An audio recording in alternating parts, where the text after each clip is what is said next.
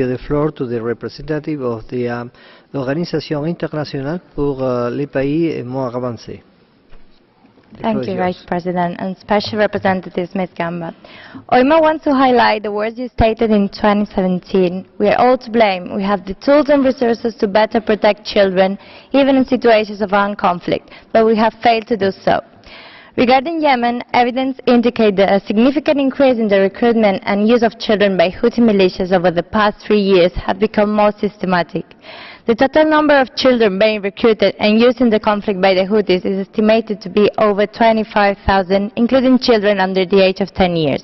Even a Houthi senior leader recognized earlier this year to the Associated Press to have been recruited 18,000 children since 2014. However, having considered several reports based on UN monitoring and reporting mechanisms, OIPMA believes that the number of children recruited in Yemen do not reflect the dramatic increase of these practices against minors. The Houthi militias forcibly take children from their homes and push them to fight in the front lines. These children are inflicted an intensive ideological extremist program of 3 weeks to 1 month duration. Then they are sent to a training camp to attend a military training course for another month on the use of weapons, mines and explosive devices. And afterwards, they are sent to the battlefield. Moreover, the militia goes door to door telling the progenitors of children that they have to either hand over the children or pay their compensation for the war efforts that the militia does.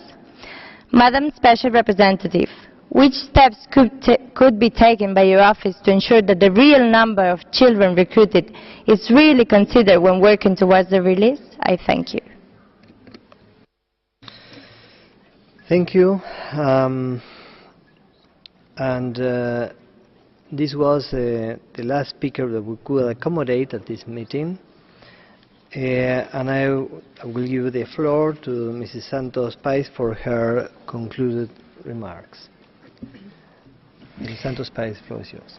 Thank you so much, Mr. Vice President. Many thanks. I know that we need to be telegraphic. Thank you so much for the many important comments, good news, reflections, and questions for additional information. I will be delighted to meet with each and every for the things I will not be able to address. But I want to address 2 issues, first of all, that have been touched upon. The question of digital literacy for children. And as you know, for young people, the cyberspace is really part of daily life. And cyberspace is the new playground for young people since very early age. There are many things that are happening around the world that can empower, inform and protect children from risks, but the risks are also growing and we need to be extremely alert to prevent children from being impacted by them. But from Italy and Switzerland in particular, questions were raised as to what digital tools can we promote, and I would like to invite you to look into our annual report where a description is made of incredibly important and promising experiences led by young people using information and communication technologies to sensitize their peers, to mobilize parents, teachers and others, but also to achieve change.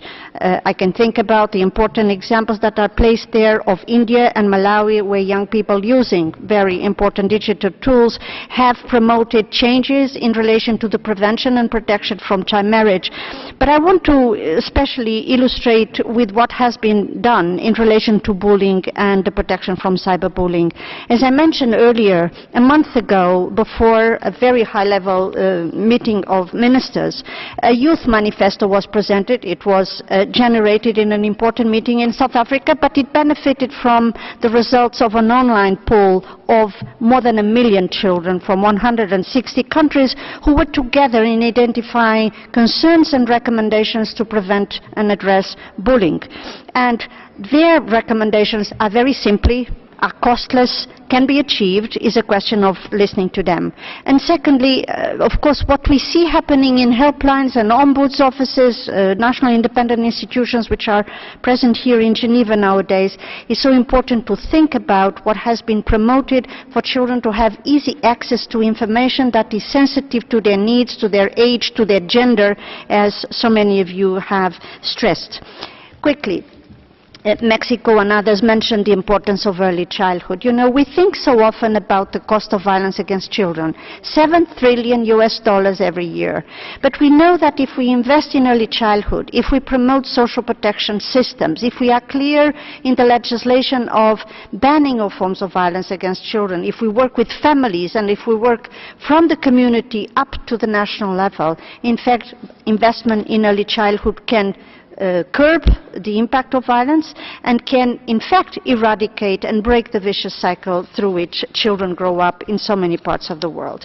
But I want to finish again by recalling what you have stressed, the strategic year we have in 2019. But being strategic cannot be being symbolic and being just nice for us to refer here and there. It has to make a difference in the life of children. And over the past 10 years of my own mandate, we have seen the very strong foundation that has been laid in terms of legislations and policies and data and professionals that are better trained across the world. 10 years ago, violence against children was a concern of very few. Today is a priority in the international policy agenda, including in the Sustainable Development Agenda, which has that beautiful principle of leaving no one behind, but we can only address it if children are placed first. So let me just finish by saying, violence against children and protecting children from violence is a human rights imperative. It is a question of good governance. It is a question of good economics. It's a smart thing to do, and it's easy to achieve when there is strong political will to do it. I feel deeply satisfied by what we have been achieving together, but I feel very impatient by everything that remains to be done. And I just want you to never forget the ambition of children out there in the world, 2.2 billion children, who expect from you the action of every day to transform the dramatic toll of violence into a world where violence does not take place. I'm confident that that reminder will continue to inspire your action in the future, and I look forward to continue to cooperate with you very closely. Thank you so much. Thank you, Mrs. Marta Santos Pais. And now I give you the floor to Mrs. Gamba for her extraordinarily short concluded remarks. Thank you. I used up all my time. I will be dealing with the 10 questions I received directly, and I want to thank you all for your incredible support and patience. Thank you. Thank you twice. Excellencies, ladies and gentlemen, we have concluded our clustered interactive dialogue with the Special Representative of the Secretary General on Violence Against Children and the Special Representative of the Secretary General for Children and Armed Conflicts. I want to thank the Special Representative for their presence and participation today. We're going to have a very, very short break. Thank you.